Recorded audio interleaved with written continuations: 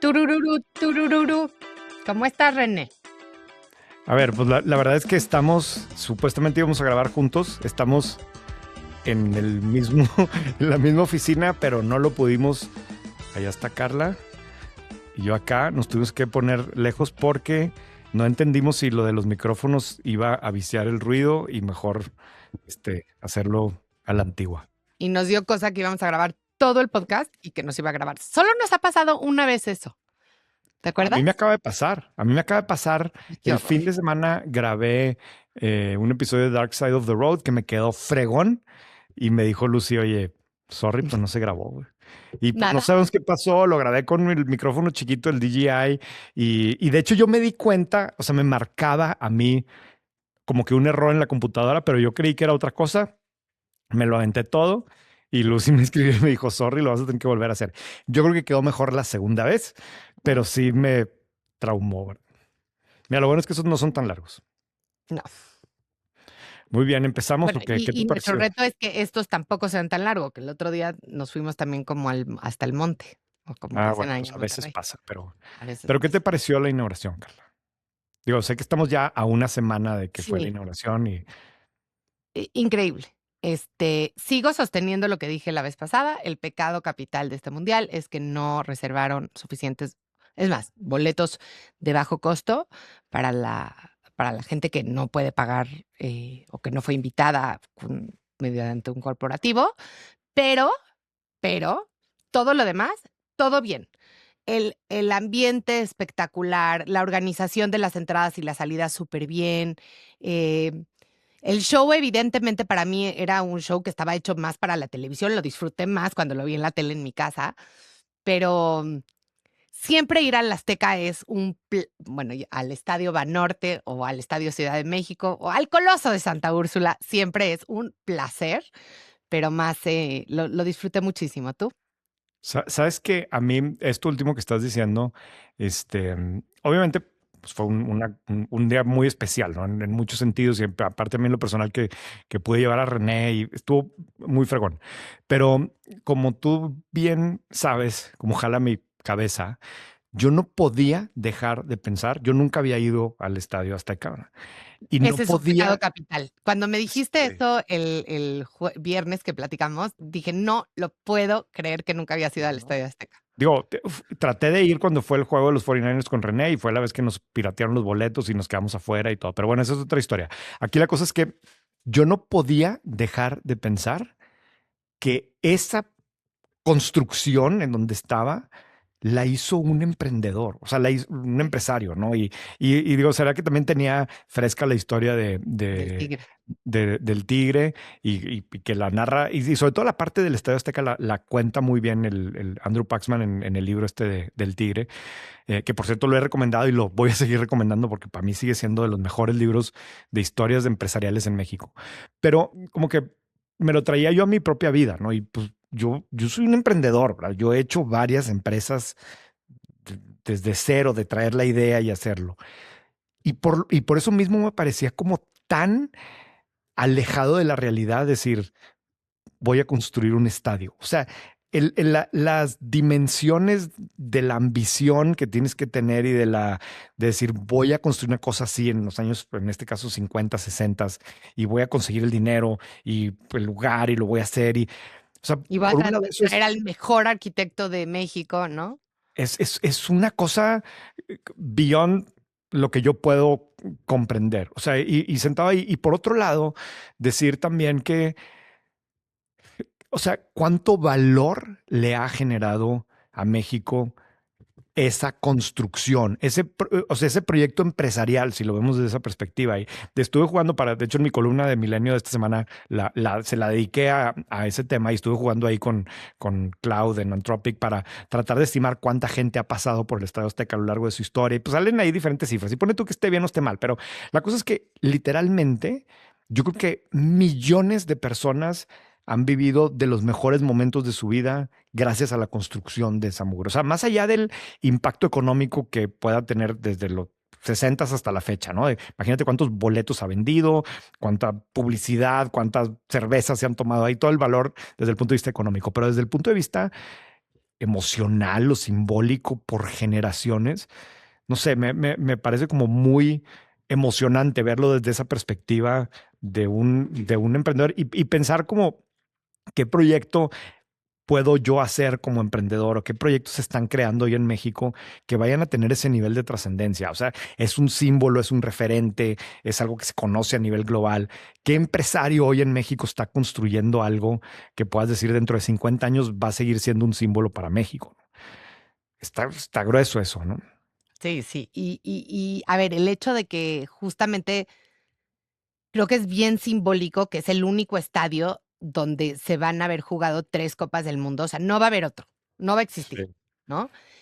Y eso lo que también trae para la marca México, ¿no? O sea, nos claro. podemos quejar todo lo que nos podamos quejar, y lo hablamos la semana pasada, de que en el instante que empieza el mundial, todo mundo o sea, se empieza a emocionar. O sea, el impacto para la marca México creo que es bien importante, y creo que si no existiera ese estadio, pues, muy probablemente no hubiéramos tenido esta tercera jugándose aquí. Sí, y a mí me gustaría ver más empresarios que tuvieran estas ideas que en su momento parecía totalmente loca, ¿no? Y Claro. además, digo, yo he pasado cientos de veces enfrente del estadio y he ido muchísimas veces, y muy inculta de mi parte, pero hasta hace como un año no sabía que sobre la entrada de Tlalpan, ese gran escultura, ¿no? Que están las patitas negras con la bolita roja, que además es el símbolo del estadio, es un Calder original, ¿no? Entonces, además tenemos una pieza monumental de arte que no sé, por lo menos yo en las cosas así de qué hacer cuando vas a la Ciudad de México, no sé si todo el mundo tenga tan claro que tenemos uno de los Calders, que es este arquitecto mundialmente famoso, más grandes del mundo, en un espacio totalmente público en México, gracias al estadio, ¿no? Ya, no tenía ni idea, pero ahorita que dijiste lo de la marca México, justo leí en el Wall Street Journal hace un par de días un artículo, o sea, un poco crítico en el sentido de que dice, a ver, es que realmente no hay un mundial, son tres torneos distintos, ¿no? Lo que está pasando y hace un análisis de pues, incluso, es más, hasta lo voy a leer porque hay una parte en donde dice, toman mensajes de cuando se hizo la propuesta de hacer el mundial aquí. Aquí está, que esto fue en ay, se me perdió, pero pues en el 2017, cuando se hacen el joint bid para tener el mundial aquí, y dice, we call ourselves the United Bid because we are truly approaching this challenge together, united as one, en mayúsculas, ¿no? Y dice, pues en el 2017 esa era la visión, vamos a hacer este evento entre los tres. La realidad es que hoy son como tres torneos distintos, ¿no? Y evidentemente es un artículo muy crítico de lo que está pasando en Estados Unidos y que si las visas y cómo han tratado a los visitantes y demás. Pero parte de lo interesante del artículo es que, al menos así lo vi yo, como que el que sale bien es México. O sea, como que dice, en México realmente se está pues, Sí se viviendo esto siente que y que hay un mundial. sí, claro, y es una gran oportunidad para que la gente que todo lo que han visto de México en la prensa internacional en lo que va del año ha sido el mencho y camiones quemándose y no sé qué cosas, ¿no? Y es una buena oportunidad para que toda la gente que venga a México estos días se tope con ciudades que funcionan, con la parte bonita de este país, ¿no? Con gente que está muy contenta de ver eso y regresen a esos países y hablen de México como algo muy distinto a lo que están viendo en las noticias, ¿no? Totalmente. Ahora, otra cosa que ha pasado en el mundial, y esto lo digo con datos no verificados, la fuente es mi esposo, pero es que los mundiales han dejado de ser tan, tan, tan relevantes porque hoy en día los equipos son mejores que las selecciones, ¿no? Claro. Eh, que me pareció un poco triste y le dije, ¿eso es objetivo? Y me dijo, totalmente objetivo. O sea, el Real Madrid le gana a cualquiera de estas selecciones, ¿no? Me pareció un poquito triste que los equipos sean mejores que las selecciones nacionales. Pues luego invitamos a Carlos a que explique. Yo no tengo nada que opinar al respecto ahora. Bueno, vámonos a las breves. Este episodio es presentado por Aeroméxico. La verdad es que mi segunda casa es Aeroméxico. El año pasado, según la app de Aeroméxico, tomé 40 vuelos en su aerolínea. Y la verdad es que una de las razones por las que lo hago es porque algo que sí importa cuando viajas, sobre todo tanto como yo, es llegar a tiempo. Aeroméxico fue reconocida por segundo año consecutivo como la aerolínea más puntual del mundo, según el On Time Performance Review 2025 de Cirium. El dato es fuerte, 90% de puntualidad después de casi 190,000 vuelos, por encima de aerolíneas como Qatar, Delta o SAS. En una industria donde sostener más de 85% todo un año es rarísimo, esto no es suerte, es operación, procesos y disciplina. Y para los pasajeros de negocios como yo, la puntualidad es confianza, menos fricción y menos estrés. No es un premio bonito, es una ventaja competitiva real. Gracias Aeroméxico por llevarme a tiempo. Vamos a darle. Empezamos que con esta nota de Amexcap. Amexcap, que es la Asociación Mexicana de Capital Privado, que agrupa todos los fondos de private equity, de venture capital, etcétera, acaba de sacar un par de datos interesantes. Y entonces habla de que de todos los administradores de fondos que operan en México, solamente el 33% ha creado más de un fondo. ¿Sí? Y de ellos solamente el 14% ha logrado levantar 3 o más. Es decir, del 100% de los fondos que hay en México, realmente los que se vuelven, no sé si llamarlos fondos institucionales de carrera o sea, que se vuelve un expertise, que empieza a generar valor, etcétera, solamente pues, Muy poquitos. menos de 2 de cada 10, Sí. muy poquitos. Y hoy en día hay 139 administradores de fondos de capital operando en el país. Más o menos el 60% son mexicanos. A ver, un punto nomás para aclarar, porque creo que genera mucha confusión y en este caso sí es importante hacer la distinción. Es que normalmente en el día a día como que confundimos la palabra fondo para dos cosas distintas, ¿no? Tenemos o al menos hice yo un episodio hace mucho tiempo, les voy a poner aquí la liga donde explicamos cómo funciona realmente el venture capital. Y es importante separar que hay la parte que es una organización, que es la firma de venture capital, que son los 2 o 3 socios, que ese es su trabajo y son los que Es, por ejemplo, ejecutan. Discovery Americas. Esa es la firma como tal, ¿no? Exacto. O pudiera ser Wolef, o pudiera ser Ignea, o pudiera ser cualquiera de las firmas de venture capital. Y por otro lado está el fondo, que el fondo es el vehículo en donde invierten los inversionistas y la firma administra los recursos que están en el fondo, ¿no? Y por eso aquí cuando el reporte de Amexcap habla de que solamente el 14% ha tenido más de un fondo, se refiere a que solamente el 14% de las firmas han logrado hacer el fondo 1 y luego el fondo 2 y luego un fondo 3 o más, ¿no? La mayoría de las firmas solamente logran hacer un fondo y ya hasta ahí quedó porque ya no pudieron hacer el segundo, ¿no? Pero eso es súper relevante porque además, como en cualquier cosa casi, practice makes perfect, ¿no? O sea, hay datos que sugieren que los administradores de fondos se vuelven mejores tanto escogiendo las empresas como definiendo las condiciones de inversión, como haciendo las desinversiones a medida que van teniendo más experiencia. Entonces, Claro. en un primer fondo, esperarías que los resultados no sean tan buenos como para alguien como, no sé, KKR, ¿no? Que a lo mejor llevan haciendo lo mismo durante 40 años. Sí. Entonces, que solo el 14% de los fondos, digo, y habría que hacer como un análisis de cohortes donde vieras que a lo mejor es que son muy jóvenes y no es que dejaron de ser administradores de fondos, sino que más bien apenas van en su primer fondo o en su segundo fondo. Pero, digamos, con lo poquito que nos dicen estos datos, lo que sugiere es que o lo que pensaría yo es que la mayoría de los administradores de fondos no levantan el segundo o el tercer fondo porque no consiguen levantar capital y entonces se tienen que ir y dedicar a otra cosa, ¿no? Sí. Lo cual es muy grave desde mi punto de vista porque entonces no se vuelven buenos, ¿no? O lo podrías ver desde el otro lado, solo el 14% sobrevive y se vuelven buenos. Claro, que no sé si esa sea así en otros lugares, ¿verdad? Que a lo mejor también eso es como que a lo mejor es muy estricto, pero es muy probable que también en otros lugares muchos fondos no lleguen a ser, digo, muchas firmas no lleguen a levantar el segundo o el tercer fondo. Justo hace unos días me tocó estar con un buen amigo que invierte en fondos de venture capital y me decía, pues es que, a ver, me vinieron a buscar, me dice, una de las en donde estoy invertido y, y pues quieren que le meta el nuevo fondo, pero no me han regresado nada de dinero del primer fondo. Entonces, pues, ¿cómo les voy a volver a invertir? Que les dijo, es que me encanta lo que haces y me caes muy bien, pero los recursos que podía, pues ahí están ya invertidos contigo, ¿no? Ahí están las startups y regresamos al tema de que realmente no han habido grandes oportunidades de salidas y mientras eso esa parte del ciclo no exista, pues siempre va a estar limitado, ¿no? De hecho, en la encuesta de Amex Cap le preguntan a los administradores de los fondos, de las firmas como tal, la mayoría dicen que el principal obstáculo es que la falta de capital institucional en México para Venture Capital, que básicamente es lo que siempre han dicho. Quiero que la Afore me dé dinero, ¿no? Y ya ese tema lo discutimos tú y yo alguna vez y le podemos seguir dando muchas vueltas. Pero la segunda razón, que para mí pues es realmente la primera, es que como no hay exit, pues falta cumplir el ciclo para realmente regresarle la lana a los inversionistas y que le vuelvan a meter dinero. Pues sí, es como el gallo y el huevo y la gallina. También hay una queja de los manejadores de fondos, que pues es una queja en la que solitos se metieron, ¿no?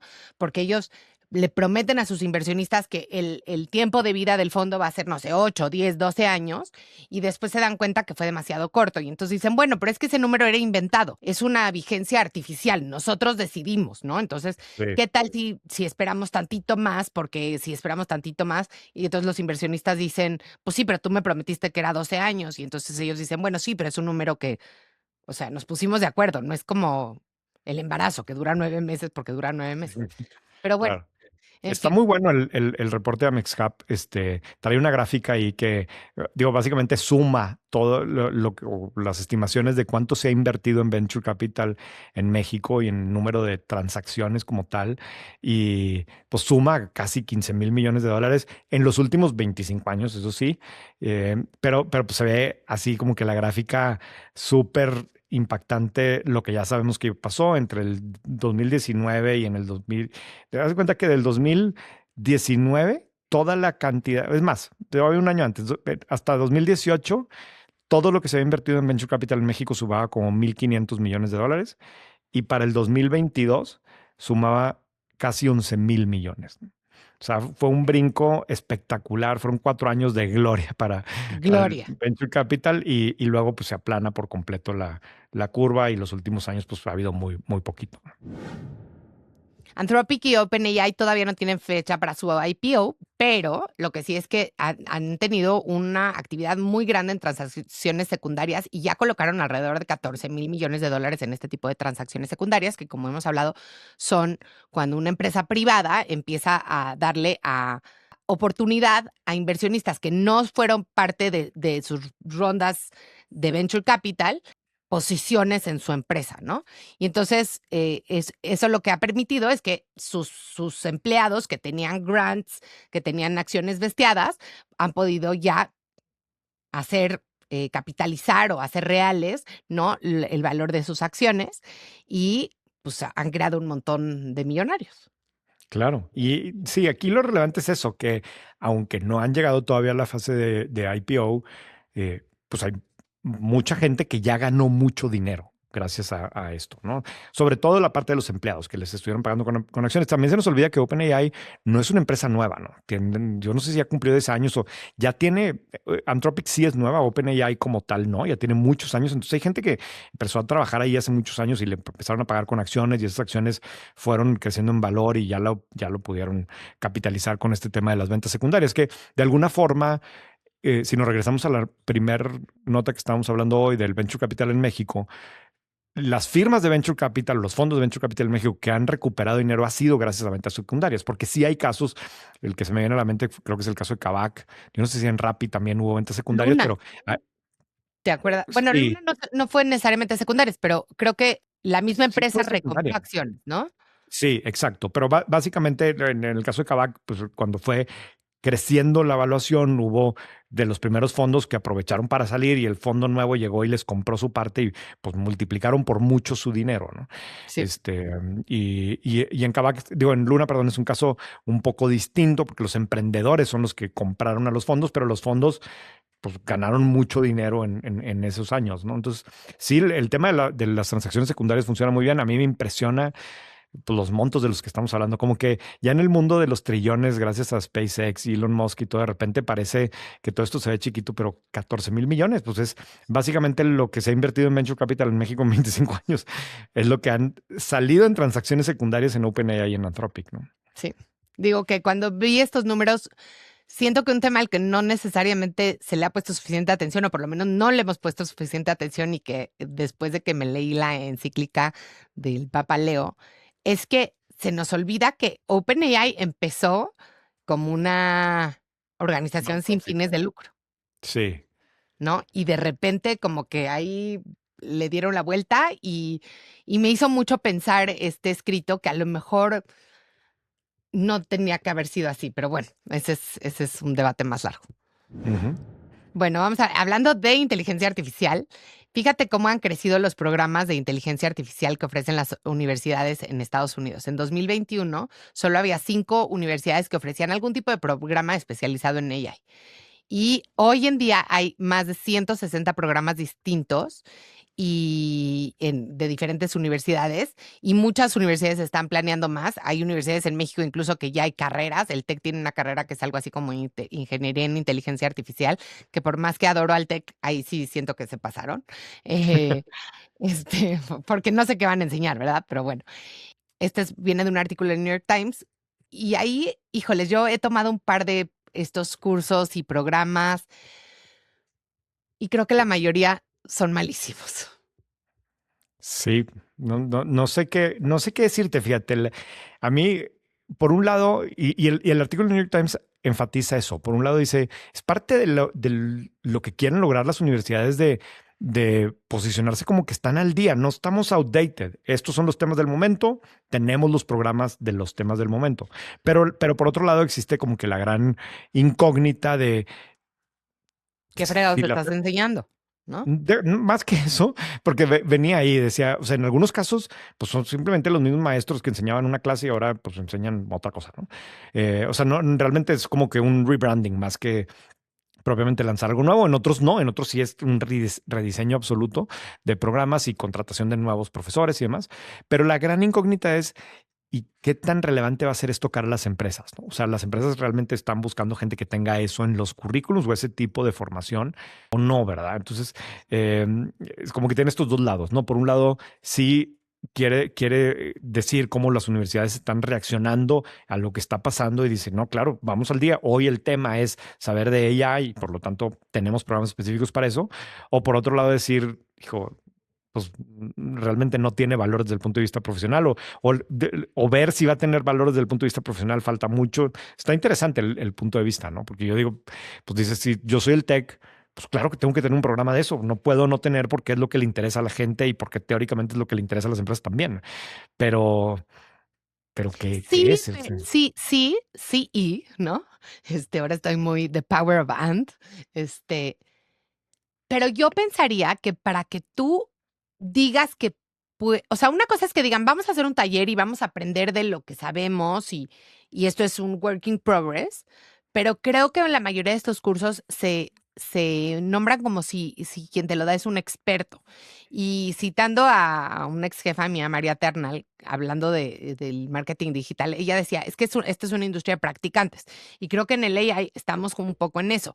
Entonces, yo creo que con el disclaimer de, a ver, todo esto está cambiando todo el tiempo, etcétera, y más bien esto es un espacio de aprendizaje, está bien, pero ya decir, vamos a enseñar una carrera completa de una disciplina que está totalmente en vías de nacimiento, crecimiento, no sé, me parece un poco arrogante. Sí, yo creo que también tiene que ver, porque el artículo enfatiza un poco eso, el valor de los títulos, ¿no? O sea, como que es crear un título, lanzar un degree como tal, con la rigurosidad que la gente espera de un degree, cuando a lo mejor en este caso no va tanto por ahí, Sí. pero sí, pues es algo que está pasando y seguramente si le rascamos aquí, como ya había puesto el ejemplo del TEC, pero seguramente todos o muchas de las instituciones de educación, ¿cómo se dice? De educación superior tendrán ya sus programas de este tipo, ¿no?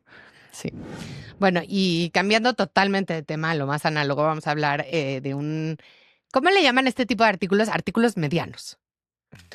O sea, por falta de creatividad. Hablando de la Exacto. creatividad que sí tienen las universidades para poner títulos en white paper, hacemos piezas medianas, ¿no? Que no es el artículo que vamos a mandar el viernes y tampoco son las notas breves que van en el resumen semanal, en el resumen diario, perdón. Y bueno, está esta pieza que hizo Daniela Div de Santa Clara. Y esta pieza de Santa Clara está buenísima porque habla de que Coca-Cola ha comprado a lo largo de su historia, bueno, no sé si muchas, algunas marcas importantísimas en México, ¿no? Jugos del Valle, Topo Chico, Sidral Mundet y Santa Clara. La diferencia es que Santa Clara es la única de todas ellas que tiene tiendas propias. Entonces, ha sido un challenge muy importante y una manera completamente distinta de gestionar el negocio de cualquiera de las otras. Aparte de que tiene no solo tiendas propias, sino vacas y ranchos, ¿no? O sea, Sí. y además tiene una red de franquiciatarios. Y entonces a mí me pareció muy interesante. Me llamó la atención que tienen 444 sucursales y que la mayor parte de las ventas de Santa Clara siguen sucediendo en sus sucursales. Porque yo me acuerdo hace muchos, muchos años, cuando la compraron, de hecho esta transacción salió en la portada de Expansión, y una de las cosas que, si no me falla la memoria, decía el artículo, es que lo que iban a hacer es, al contrario, aprovechar la red de distribución de Coca-Cola Ajá. para, para hacerla una marca que sí, estaba bonito que tuviera sus tiendas y eso iba a ser como parte de la mística, pero que las ventas, o sea, el playbook de crecimiento que veían para ella era convertirla en una marca que estuviera pues en todos los mismos refrigeradores donde estaba Coca-Cola y Sidral, etcétera. O sea, que llegaras tú al Oxxo y que estuvieran las leches de Sus Santa Clara productos ahí. ahí. Ajá. Y creo que eso no necesariamente ha pasado a lo largo de los años. No, no sé, fíjate, yo creo que sí debe tener, porque de hecho, o sea, no tuvimos acceso a las cifras como tal, pero, pero por la participación de mercado que en teoría tienen estas marcas, sí debe ser que estén disponibles también en otros canales. Pero a mí en lo personal, como quiera, sí me sorprendió mucho, Carlos. A 400, casi 450 puntos de venta cuando Starbucks en México debe tener como 900, ¿no? O sea, no sé si llegó a las 1000, pero son muchísimas, ¿eh? No hay tantas marcas en México que tengan tantos puntos de venta, ¿no? No sé qué tan, no sé qué tan buen negocio sea. O sea, no sé si las ventas por punto de venta sean relevantes y si alguien sabe, mándenme un mensaje a rene@whitepaper.mx porque me encantaría tratar de entender un poco más del negocio. Lo que sí es que pues es de esas cosas así como que se salen un poco de la fórmula normal de este tipo de empresas y tienen ahí esta cadena pues, con muchas formas de generar valor, ¿verdad? Sí. ¿Sabes qué? El otro día, y lo quisimos incluir en White Paper porque es de esas que como que yo la tenía perdida un poco en el espacio, ¿no? Pero esta marca, bueno, no marca, o sea, este, sí, pues marca, una holding que se llama Tendam, española, Ah, que pues es básicamente igual que Inditex, como la ujú. dueña de Zara, pero en otra escala, ¿no? Considerablemente mucho más chiquita. Son los dueños de marcas como Cortefiel, Springfield, Pedro del Hierro, Women's Secret. O sea, es una cadena bastante grande en otros países. En México no es tan grande, pero por lo que nos llamó la atención es que entrevistaron al CEO en España y explicó que México es el país más importante fuera de España para ellos, ¿no? Y que es algo como que le están empezando a poner mucha atención. En el último año abrieron 10 tiendas de sus marcas aquí, tienen casi 90 tiendas ya y por lo visto el plan es como que acelerarle fuerte. Dicen que reportaron haber crecido los ingresos más de 25% en México el año pasado, que no es poca cosa y más porque como hemos visto, básicamente todos los que tienen operaciones de retail presentaron o una disminución o poco crecimiento y en este caso, pues 25% arriba, ¿no? Entonces Y es otra... desglosan qué marcas es la más exitosa de ellos No, en México? no, porque lo dijo en una entrevista, Ujú. no sé, a mí le digo, a mí me suena la de Women's Secret. Sí, o sea, es la que yo he visto en las plazas comerciales. Sí, yo me acuerdo cuando yo estudié en España y cuando pasé un par de años allá, Springfield y Cortefiel eran como que marcas que yo veía mucho. Yo tenía unas camisas Polo, Springfield, porque era como Gap, era como que muy barata, de buena calidad. Acuérdense que yo soy regio y necesito que cuesten poco las cosas. Y por mucho tiempo tuve mis camisas de Springfield. Entonces, como que vi esto de la marca y me llamó la atención y más que estén apostando a México, que lo hemos mencionado ya muchas veces, pero este es un país que es sumamente atractivo para los retailers de otros países que quieren estar aquí, ven condiciones en la población pues, muy interesantes y todavía mucho espacio para crecer. Aquí hay otro ejemplo de eso. Lo que es para mí interesante, a ver, dos cosas. Primero, el semillero de marcas globales que se ha convertido España en indumentaria. O sea, están todas las de Inditex, está Mango, que además el chisme del hijo y el papá está Ah, sí, buenísimo. sí, Pero siendo un mercado relativamente pequeño, España se ha convertido en un powerhouse grandísimo para claro, marcas de ropa. Y la claro. otra que me da un poco más de tristeza es que me parece increíble que no tengamos en México marcas, o sea, si somos tan importantes para el consumo de marcas de otro país, ¿por qué no han surgido en México ni siquiera grandes, déjate, marcas medianas de moda, ¿no? Tenemos la mano de obra, tenemos el diseño, Sí, tenemos el mercado, o sea, ¿por qué? Y sí, y si alguien por ahí nos escucha, pues que nos diga cuáles. A lo mejor hay claro. algunas que se nos han ido del radar, ¿no? Pero ¿hay Sí, alguna? digo, o sea, a ver, obviamente no en escala grande. Tú y yo hemos platicado antes de los casos como Pineda Cobalín y demás que en su No, momento. Yo creo que está sí. el caso de Escapino, pero que es todo un misterio. Yo he tratado de hablar con ellos y no hay manera de conseguir información. Es una empresa mexicana, pero con toda la imagen como si no fuera mexicana. Y debe tener un tamaño interesante, Escapino, porque tiene muchos puntos de venta y está dentro también en las departamentales grandes y tiene unos productos que a mí me gustan, ¿no? Y la que le está echando muchas ganas, que todavía está chiquita, es Acapela, ¿no? Desde Monterrey, que cada vez también tiene más puntos de venta Y ellas. mira, y está el caso de ellas. O sea, ahí vienen o sea, sí hay intentos de hacer esto, Sí, ¿no? intenta. Y fíjate, Este, somos tan malinchistas que ellas, tiro por viaje, la gente le dice elas, porque como que piensan que es una marca claro, francesa o no. Y yo, no, claro, es ellas porque es claro. como ellas, nada más con Z.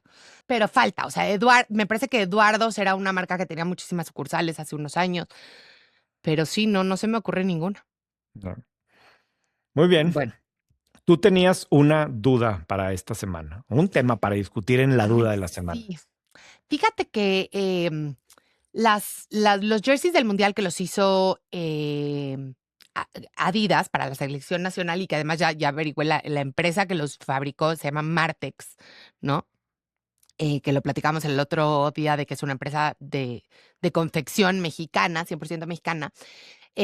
Apartaron una cantidad interesante para hacerlas bordadas por artesanas mexicanas. Y digamos, el proveedor de todo este tema de trabajo artesanal es Someone Somewhere, que es una startup que estuvo bastante hot en su momento.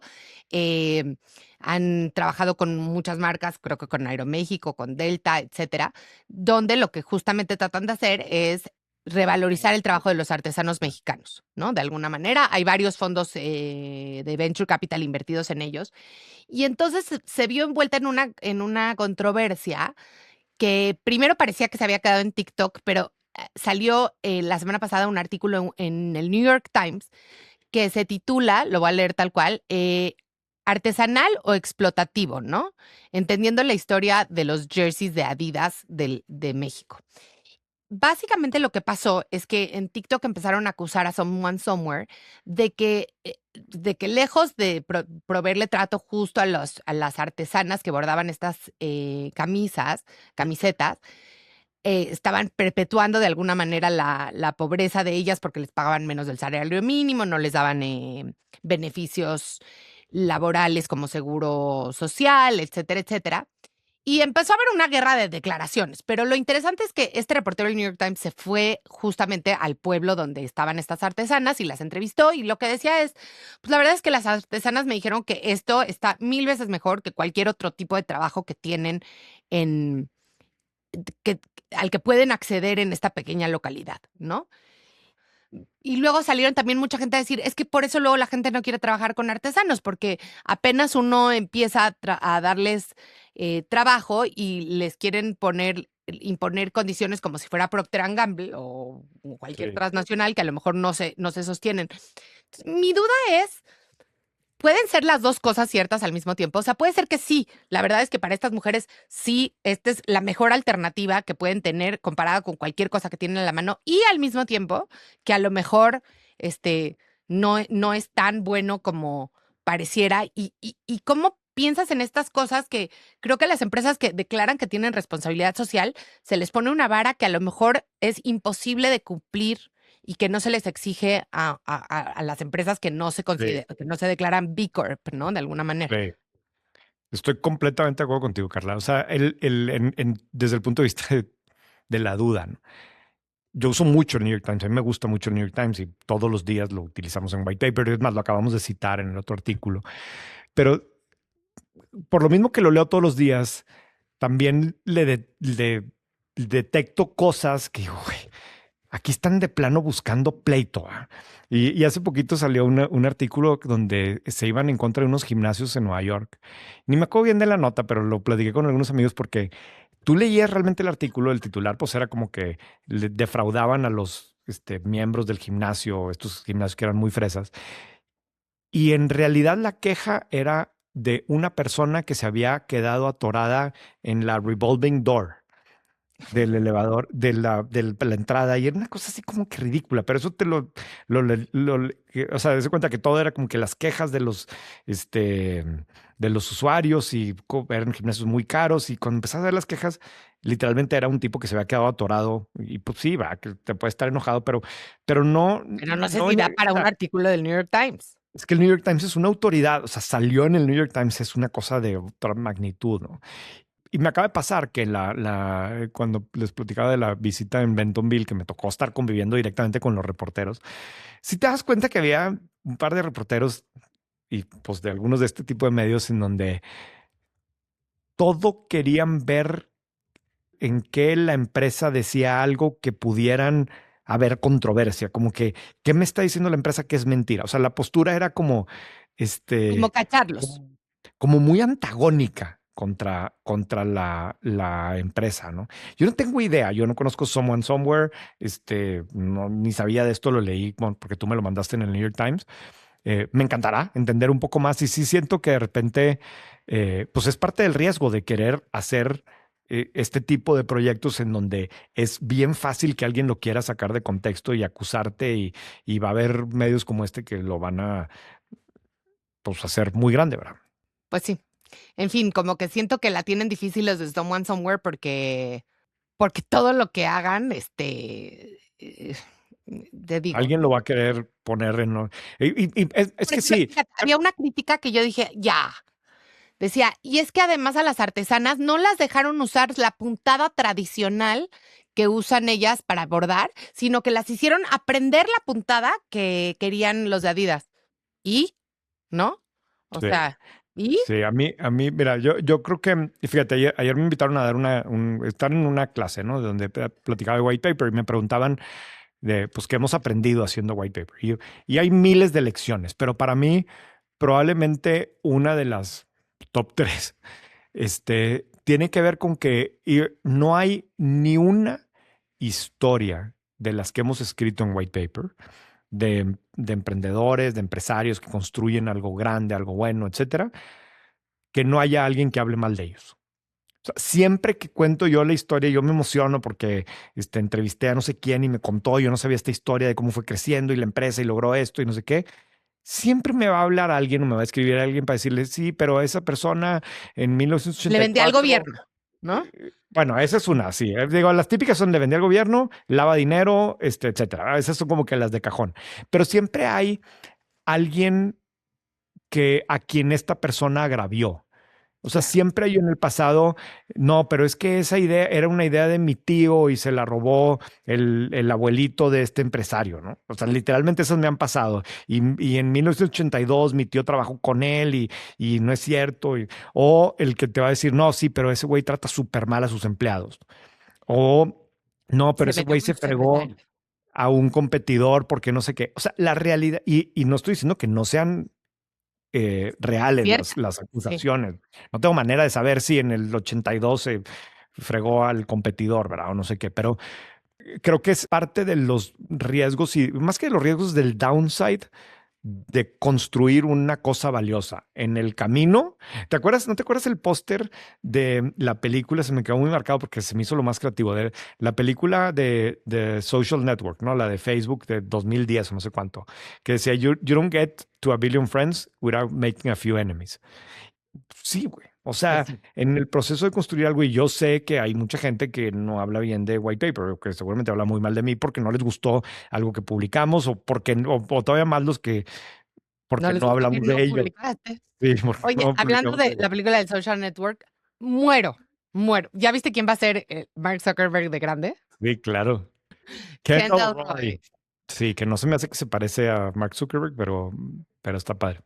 Sí, y es extraordinario actor. Muy bien. Oye, ya puse, creo que para esta fecha ya va a estar el review de la Lexus LX 700. Es que ya ves que ahora estoy haciendo reviews de carros Si pensados alguien le quiere específicamente prestar un coche a René y se para, deja, para la háblame audiencia de conmigo. White Paper. Y no sabes qué interesante estuvo la experiencia con esa camioneta. No sé si para cuando salga este podcast va a estar, y si no, para mañana o pasado mañana va a salir ya en el canal de White Paper Access un review de la Lexus LX 700H. Imponente. En corto, ¿te gustó o no te gustó? ¿Yay o nay? Tiene muchas cosas que me decepcionaron cañón y otras que me gustaron mucho. Muy bien. Muy bien. Listo, Carla. Bye. Bye. Este episodio es presentado por Aeroméxico. La verdad es que mi segunda casa es Aeroméxico. El año pasado, según la app de Aeroméxico, tomé 40 vuelos en su aerolínea. Y la verdad es que una de las razones por las que lo hago es porque algo que sí importa cuando viajas, sobre todo tanto como yo, es llegar a tiempo. Aeroméxico fue reconocida por segundo año consecutivo como la aerolínea más puntual del mundo, según el On Time Performance Review 2025 de Cirium. El dato es fuerte, 90% de puntualidad después de casi 190,000 vuelos, por encima de aerolíneas como Qatar, Delta o SAS. En una industria donde sostener más de 85% todo un año es rarísimo, esto no es suerte, es operación, procesos y disciplina. Y para los pasajeros de negocios como yo, la puntualidad es confianza, menos fricción y menos estrés. No es un premio bonito, es una ventaja competitiva real. Gracias Aeroméxico por llevarme a tiempo.